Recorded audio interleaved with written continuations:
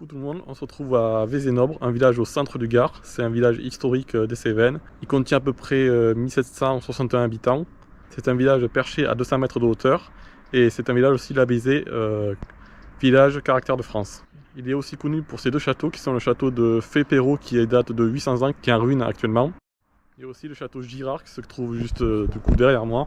Le château Girard a été construit durant la guerre de Cent Ans. C'est un village aussi caractérisé et très connu pour la maison de la figue. Donc la figue est un emblème du village. Et aussi ces maisons romanes on va voir dans la vidéo. C'est un village qui s'est développé autour de la figue, mais pas que. Nous allons découvrir ensemble ces ruelles, ces rues, ces monuments. Et chaque rue, chaque ruelle raconte une histoire, une anecdote. On va faire un petit tour déjà du village, on va prendre quelques photos, on va faire notamment les photos du château, des ruelles, des maisons. Donc déjà on va commencer par le château Girard qui se trouve derrière moi, on va prendre quelques photos. Ici vous avez un bon point de vue sur l'extérieur de la ville, un beau panorama comme on dit. Le voici. C'est aussi très sympa pour prendre des photos et c'est ce que je vais faire maintenant.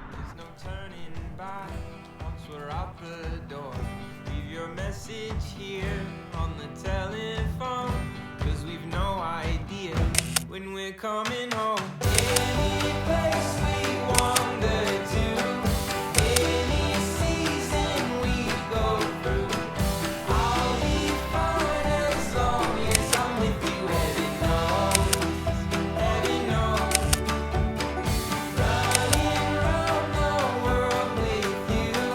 When you smile, I smile too.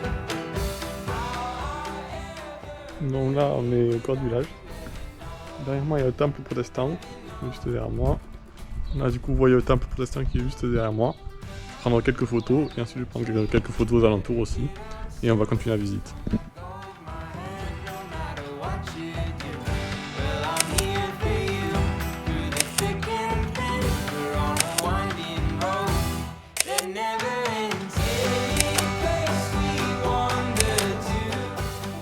Donc là on va faire quelques photos dans la grande rue, vous voyez derrière moi. Et ensuite on va faire la suite.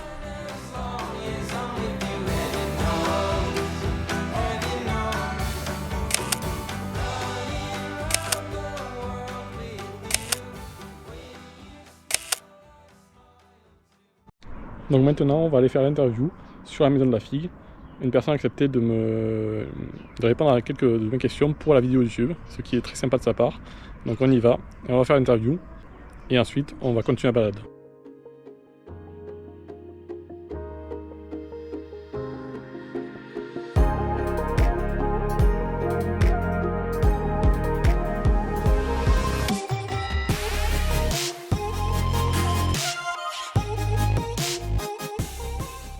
Donc on se retrouve à la maison de la figue, je suis en compagnie de Cassidy. Donc celle-ci va se présenter, elle a un rôle important au sein de la maison de la figue. Je suis ravie de te recevoir aujourd'hui. Merci beaucoup de me consacrer du temps et également du temps à la Maison de la Figue pour que nous puissions promouvoir ce chouette patrimoine. Donc je me présente, je m'appelle Cassidy, je suis guide médiatrice de la structure, également animatrice. Donc mon rôle c'est de réussir à mettre en avant toute la richesse aussi bien de Vézénobre, de la Figue et bien entendu de la Maison de la Figue. Et j'espère pouvoir le retranscrire au mieux à tes côtés. Quelle est son origine? Quelle est l'histoire de la figue? En effet, à travers les nombreux mythes et légendes qui ont impacté notre histoire, on se rend compte que la figue est grandement présente, mais ceci n'est pas si étonnant que ça, tout simplement parce que la figue date de 15 000 ans avant Jésus-Christ. En effet, les archéologues ont retrouvé des traces en Mésopotamie, que ce soit aussi bien sous forme de germes, de graines. Ils ont pu constater des similitudes avec le Ficus carica, c'est-à-dire le figuier. Donc on sait déjà que 15 000 ans avant Jésus-Christ, celui-ci était présent, peut-être même exploité. Et les archéologues ont également retrouvé des tablettes cunéiformes. Donc c'est des tablettes en argile où dessus il y avait un système de compta et on se rend compte qu'il y avait écrit dessus Monsieur Untel aimerait acheter un figuier, par contre Madame Untel aimerait acheter tant de kilos de figues. On sait donc que 15 000 ans avant Jésus-Christ c'était une variété, du moins un arbre et un fruit qui était employé par les hommes qui étaient déjà cultivés. Donc celui-ci était peut-être présent bien avant, mais on a des traces archéologiques spécifiques, palpables, qui nous prouvent que c'était un arbre grandement employé au quotidien. Pourquoi la figue est l'emblème de la ville? Alors, pourquoi la figue, pourquoi la maison de la figue, pourquoi la figue à Vézénobre et surtout pourquoi ce fruit et non pas un autre, par exemple l'olivier qui est grandement présent dans la région? Tout simplement parce qu'il y a ce que l'on appelle un passé figuicole. Figuicole donc qui concerne la figue. En effet, Vézénobre est un village qui se trouve sur ce que l'on appelle le chemin de Régordane. Le chemin de Régordane, si je vulgarise, c'était un chemin au Moyen-Âge qui relie le nord vers le sud, et plus précisément l'Île-de-France au nord de l'Italie. C'est donc un chemin commercial très important et Vézénobre se trouve en plein sur ce chemin-ci. Les Vézénobriens ont donc compris qu'il serait intéressant de pouvoir faire du commerce. Qu'est-ce qu'ils avaient dans ces cas-ci en grande abondance? La figue. À savoir que la figue se perd en un jour. Bien entendu, au Moyen-Âge, il n'y avait pas tous nos systèmes de frigo. Ce qui fait qu'il fallait trouver une solution pour pouvoir conserver et ainsi vendre la figue qu'on avait en quantité. Ils ont donc adopté les techniques ancestrales, notamment piquées chez les Grecs, et ont fait ce que l'on appelle de la figue sèche. Grâce à ceci, ils ont pu la vendre en quantité. Et au-delà de ça, la figue a entièrement impacté tout leur mode de vie. On est donc passé de la vente également au mode de consommation, le mode de production jusqu'à l'architecture. En effet, de nombreuses maisons de Vézénobriens, donc les habitants de Vézénobre, ont été transformées pour pouvoir sécher en abondance et de manière qualitative les figues. C'est pour ça qu'aujourd'hui, la figue est un emblème assez important de la région, puisqu'elle en a impacté l'intégralité de son histoire. Et par la suite, nous avons repris toutes ces idées-ci, notamment grâce au verger conservatoire que nous avons en contrebas. Le verger conservatoire n'est pas arrivé de nulle part, en effet celui-ci provient du verger conservatoire national de Porquerolles. Donc Porquerolles est une île qui se trouve aux alentours, du moins au large de Toulon. Sur cette île, il y a donc un verger assez conséquent, possédant de variétés de figuiers très rares. Et ceci, par souci de sécurité, on souhaitait faire ce que l'on appelle un dédoublement, une forme de sauvegarde, si je puis me permettre la vulgarisation. Ce dédoublement a pour but d'assurer une grande sécurité concernant les variétés. En effet, notre verger a la chance d'accueillir des variétés plutôt rarissimes telles que Syrie ou bien Libye. En effet, nous accueillons ce type de variété tout simplement parce que ces pays ont bien d'autres choses à faire malheureusement que de s'occuper de leurs arbres. De ce fait, Porquerolles a pour devoir de les sauvegarder. Bien entendu, parfois il peut y avoir quelques soucis techniques d'apport en eau, notamment d'eau pure, d'eau claire, quand on est entouré d'eau saline puisqu'on est sur une île. Ils se sont donc dit qu'il serait intéressant de faire un dédoublement. Et il a paru assez logique, au vu de l'historique de Vézénobre, c'est-à-dire son passé figuicole, que Vézénobre adopte ce dédoublement qui se trouve à présent en contrebas de notre village. Celui-ci a été installé entre les années 2000 et 2004. En effet, c'est assez long, 4 ans d'installation, mais c'est ce qu'il faut pour avoir un travail qualitatif, pour être sûr d'assurer une sauvegarde plutôt intéressante et ainsi accueillir aujourd'hui à peu près 1 millier de figuiers pour un tout petit peu moins d'une centaine de variétés. Qui a créé la maison à figue et pourquoi? Nous avons donc compris qu'il y a le passé figuicole à Vézénobre. Grâce à celui-ci, nous avons pu accueillir le verger conservatoire. Il est vraiment très intéressant d'avoir un verger conservatoire, mais il est encore plus prenant de savoir pourquoi il est ici et comprendre toute sa fonction et l'importance des diverses variétés. Pour ça, il nous a semblé important d'adopter une forme de vulgarisation pour pouvoir étendre et permettre un échange assez important concernant la culture et le savoir. Pour cela, il nous a semblé intéressant de créer ce que l'on appelle la Maison de la Figue, bâtisse où nous nous trouvons actuellement. Et la Maison de la Figue n'a pas posé ses valises n'importe où. En effet, on se trouve actuellement dans un château du Moyen-Âge, plus précisément un château fort datant du XIVe siècle. On a donc posé nos valises ici en 2019. Donc nous sommes une structure encore assez jeune, nous commençons tout juste à rentrer dans le terrain des grands, mais on espère vraiment pouvoir, grâce à cette maison-ci, qui par ailleurs a été créée sous un aspect collectif, plus précisément c'est Alès Agglomération qui a permis en grande partie sa création, sa mise en place, et grâce à ceci nous espérons pouvoir étendre le savoir aussi bien scientifique, culturel, patrimonial pour rendre l'ensemble des connaissances accessibles à tous. Quelle est l'évolution de la maison de la figue depuis sa création? Du coup on a ouvert en 2019, ensuite il y a eu notre 2 belles années de la Covid, ce qui fait que tout le monde a été freiné surtout dans le tourisme, et du coup il n'y a que depuis l'année dernière, et là on amorce une 3e année de pleine productivité, aussi bien patrimoniale, visite. Mais sinon, en évolution proprement dit, on a une sorte d'emménagement, on s'installe petit à petit, mais on n'a pas encore d'évolution significative par rapport, par exemple, la bambouseraie qui est là depuis plus longtemps et qui a pu mettre des choses en place vraiment de manière significative. Nous, c'est pas encore trop notre cas. Quelles sont les variétés de figues que vous avez et les particularités? notamment les figues étrangères comme celles d'Espagne, de Syrie ou d'Israël ou autres. Donc la Maison de la Figue, comme j'ai pu le préciser auparavant, a pour but de mettre en avant un apport scientifique et surtout vulgariser. Quand je dis vulgariser, c'est pouvoir souligner certaines spécificités parce qu'en effet, nous accueillons des variétés rares, comme j'ai pu le mentionner, aussi bien Syrie, Libye. On a également des variétés turques, on peut aller jusqu'aux États-Unis en passant par le Portugal et bien entendu la France. Pourquoi autant de variétés? Tout simplement parce que le figuier appartient à ce que l'on appelle le Ficus carica. Ficus carica est donc une famille naturelle dans laquelle appartient le figuier et il y a à peu près 7000 dirais-je même, variétés différentes de Ficus carica. Donc finalement nous en avons une centaine, ce qui est déjà un bel échantillon. Il y a de nombreuses spécificités et différences malgré que tout se range dans la famille figue. Il y a de nombreuses figues différentes. En effet, quand je te dis le mot figue, je suis intimement convaincue que ton cerveau est en train de te créer une image mentale d'une petite boule violette. Ça peut être parfois le cas, notamment quand présenté derrière, mais pas que, c'est très réducteur. En fait, la famille des figues est assez large. On a ce que l'on appelle les figues noires, autrement dit figues violettes. On a également les figues blanches qui sont souvent de couleur verte. Et on a également la famille des grises, donc souvent ça va être un petit panaché violacé, vert, allant même jusqu'à certaines qui sont de couleur rouge. Ce qu'il faut retenir, c'est qu'il y a donc souvent un gros gabarit vert, un petit gabarit vert, un gros gabarit violet, petit gabarit violet. Dans les variétés que je peux mentionner, notamment dans le petit gabarit violet, nous avons ce que l'on appelle les abicous, qui est une figue qui marche grandement au sein du verger lorsqu'on les met à dégustation lors de nos ateliers. L'abicou est une variété violette. Qui donc plaît grandement au cerveau puisque c'est l'idée qu'on s'en fait et elle est extrêmement sucrée. Elle est donc vraiment appréciée par les enfants parce qu'elle se rapproche presque du bonbon. A contrario, nous avons également la figue, donc celle qui me vient première en tête, c'est la Conadria. La Conadria, elle, à contrario, est une grosse figue verte qui vient des États-Unis. Elle se produit 2 fois dans l'année et là on est plus sur un goût... La première production va plutôt être désaltérante parce que c'est le fruit qui va arriver avant l'été, Dame Nature est bien faite et elle va nous donner un fruit qui nous permet d'avoir un apport en eau suffisante.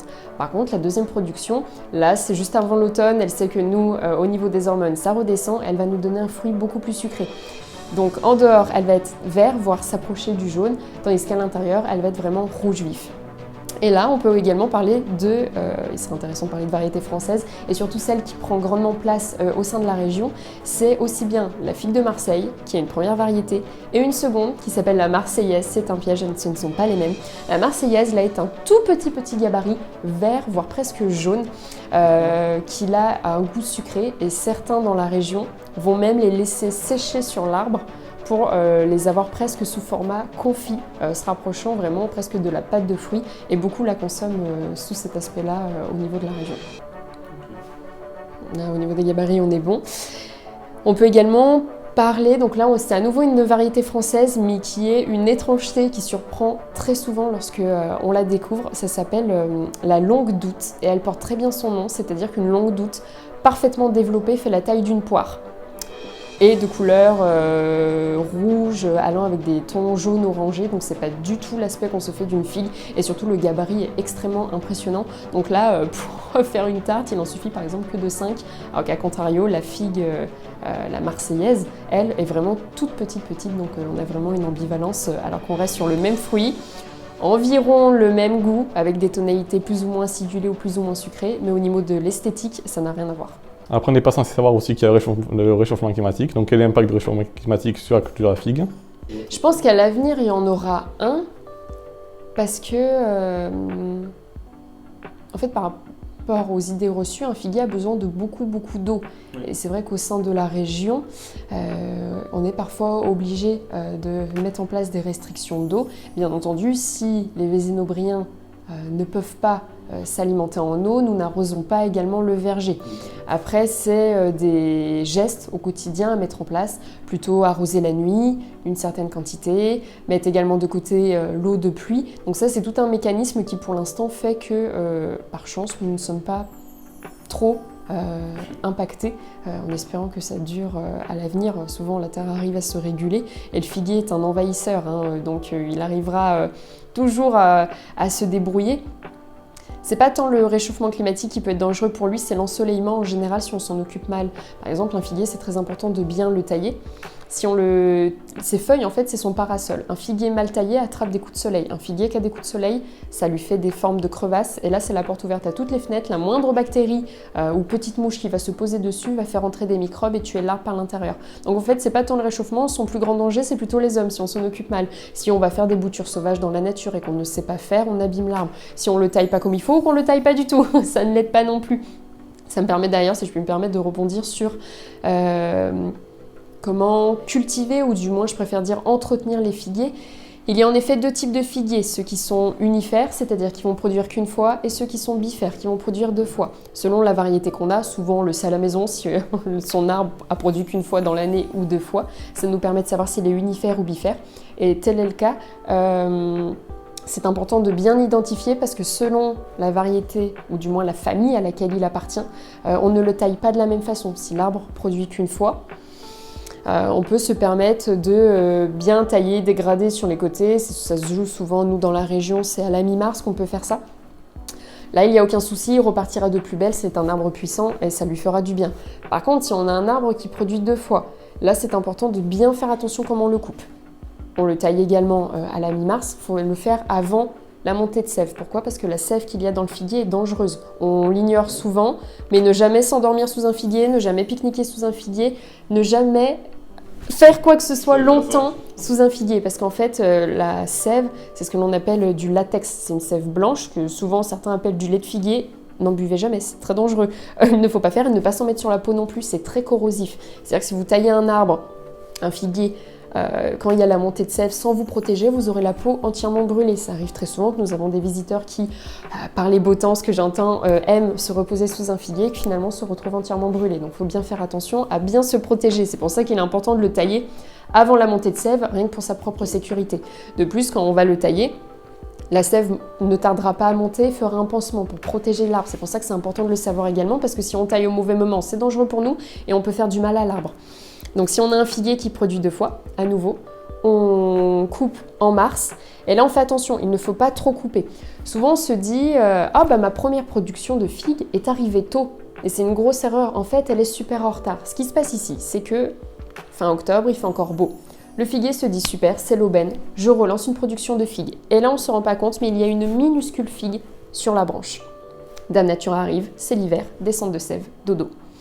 Il va donc y avoir une figue qui va passer tout l'hiver sur la branche, c'est-à-dire d'octobre à, on va dire, la mi-mars, avant qu'il y ait la montée de sève et que la figue puisse à nouveau grossir. C'est-à-dire que si vous avez un arbre qui produit 2 fois et que vous lui faites un dégradé bien serré sur les côtés en mars, vous allez couper toutes les petites figues qui sont déjà présentes et perdre donc votre première production. C'est pour ça que là, il faut faire attention et que c'est important de bien identifier si on a un arbre qui produit 1 fois ou 2 fois. Quels sont ces événements autour de la maison de la figue ? Alors, la maison de la figue est toute jeune, mais elle espère vraiment pouvoir s'agrandir et croître à l'avenir. Et pour cela, elle met en place de nombreux événements. Vézénobre est un petit village médiéval qui ne demande qu'à vivre et on essaye vraiment d'être son poumon d'activité. Et pour ça, nous avons tout d'abord, tout au long de l'année, pendant les vacances scolaires, hormis décembre, des ateliers pour enfants, d'ailleurs nous sommes en plein dedans, pour essayer d'ouvrir un petit peu à la culture du figuier. Notamment hier c'était un atelier bouturage pour que les enfants sachent comment bien bouturer un arbre, en prendre soin et pouvoir le faire grandir dans les meilleures conditions possibles. Si on voit à échelle beaucoup plus grande, on a chaque année le 15 août ce que l'on appelle la figoulade. C'est une fête autour de la figue fraîche où on participe, nous, puisque nous utilisons les figues de notre verger pour pouvoir les mettre à disposition des gens pour qu'ils puissent goûter des variétés qu'ils ne peuvent pas trouver dans le commerce. Et nous, ça nous évite de les perdre. Et notre but, c'est vraiment de faire un apport culturel, pédagogique. Donc c'est par le moyen de la dégustation que nous avons trouvé la chose la plus pertinente. Mais on s'entoure également de figuiculteurs qui se trouvent aux alentours de nous. On reste sur le local, c'est important. On a une belle région, il faut la mettre en avant. Donc nos figuiculteurs nous rejoignent pendant cette festivité qui dure toute la journée, où les visiteurs peuvent venir découvrir différentes variétés de figues, les déguster ou également repartir avec son petit figuier pour pouvoir en mettre un dans son jardin. Mais la plus grande et la plus emblématique de la maison de la figue et dont on est plutôt fiers, c'est les jours de figue. Les jours de figue tombent toujours pendant les journées européennes du patrimoine, donc les dates varient selon d'une année à l'autre. Cette année c'est le 21 et le 22 si je ne me trompe pas. Et notre but, c'est d'accueillir un pays étranger grandement producteur pour qu'on ait tout à apprendre d'eux. Donc l'année passée, nous avions eu le Maroc, l'Algérie et l'Espagne qui sont des producteurs mondiaux très importants. Ils sont venus donc nous faire des conférences pour nous expliquer notamment comment au Maroc, ils arrivent à lutter contre les potentiels réchauffements climatiques, les chaleurs qui sont prédominantes et ont pris le soin de nous expliquer qu'ils sont en train d'élaborer avec des laboratoires spécialisés des variétés hybrides en capacité de pouvoir endurer beaucoup plus facilement la chaleur pour éviter d'avoir utilisé divers pesticides. Eux, ils sont vraiment aussi dans la production et le respect de leur terre, donc c'est très intéressant de pouvoir apprendre d'eux le circuit de l'eau, savoir comment ceux-ci arrivent à s'en sortir. Il y a donc également de nombreux événements, des ateliers pour enfants, des ateliers culinaires pour adultes, pour apprendre à cuisiner la figue accompagné d'un grand chef, comme ça on adopte les bons gestes et on découvre des recettes d'où parfois nous n'avons pas forcément l'idée en effet. Comme le grand chef, c'était qui par exemple? Alors là, nous avions le chef Eric qui est venu, donc il a son restaurant qui s'appelle Sous le Chêne et il se trouve à Concoul, donc c'est un restaurant assez réputé près de chez nous. Voilà, qui a vraiment le respect de cuisiner avec les produits locaux, les produits naturels, assaisonnement à partir de fleurs. Donc c'est très intéressant parce que dans le verger, on peut aller. Celui-ci n'est pas traité. Il n'y a même pas de l'engrais naturel. On le laisse à l'état pour qu'il puisse se débrouiller seul. Et il y a donc la possibilité de faire des ateliers, ce que l'on appelle cuisine sauvage, c'est-à-dire que le chef part avec les participants dans le verger, ramasser tout ce qui est comestible et cuisiner uniquement avec ce qu'ils ont trouvé dans le verger, accompagné bien entendu de figues fraîches, c'est plus intéressant. Là, cette année, on ne sait pas encore le pays que nous allons accueillir. Il y a des hypothèses. Nous pourrions accueillir l'Égypte, qui est également un pays grandement producteur, ce qui pourrait être intéressant, mais ça, c'est à voir et pour ça, il faut venir le découvrir. On a également une dernière festivité qui a été inaugurée cette année, qui est la foire de la Saint-André. Saint-André, le saint patron de Vézénobre, a été grandement célébré au Moyen-Âge et la structure a décidé de remettre en avant ces festivités passées pour pouvoir garder un patrimoine immatériel au-delà de la figue, le patrimoine plutôt historique de Vézénobre.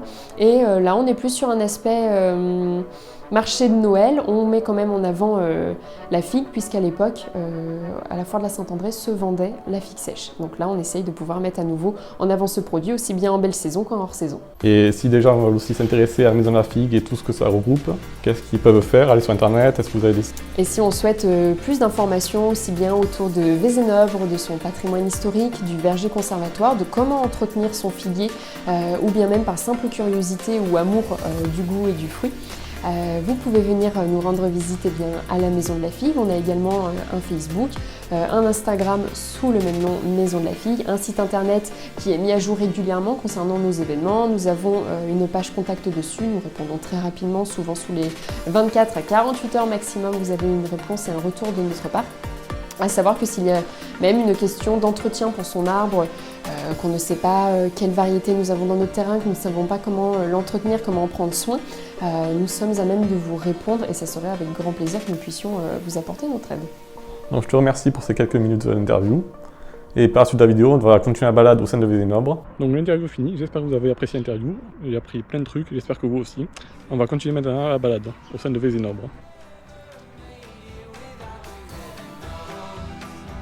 Là derrière moi, nous avons les restes du château Fay Pérou, qui a été construit au XIIe siècle et détruit dans les années 1268 durant la guerre de religion.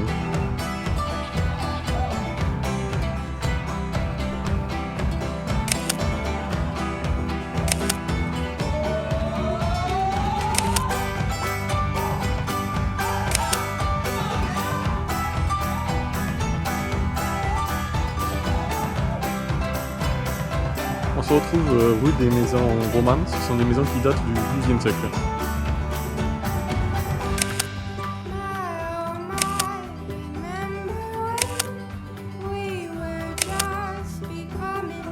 Alors il faut savoir qu'autour de la ville, autour de Vézénobre, nous avions 5 portes médiévales. Aujourd'hui il en reste qu'une qui est derrière moi justement. Alors attendez, celle-ci.